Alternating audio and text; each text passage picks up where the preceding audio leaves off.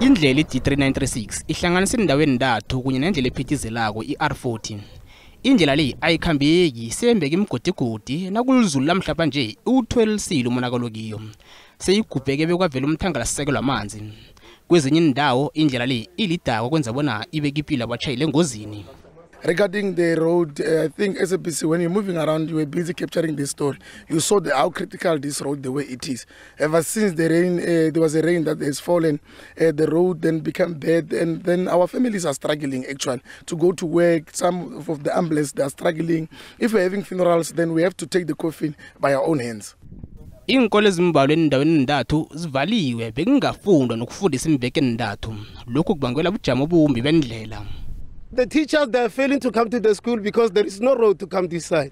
That's the cause of all those things. Today, we see the community starting protesting against all those things, what's happening, because we need the attention from the MEC. Nakusenjalo, umnyango wesifundo solabona ubujamo bezimali ngibo bubangela ukusalela emuva kokulungisa komthangalasisekelo wendlela.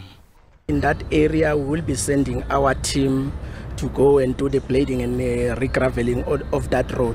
On Thursday, we will be sending another grader. We are aware as a department that there's that challenge of road infrastructure in the province. We are reprioritizing the list of the road to be reconstructed in the next financial year, which starts on the 1st of April in this year.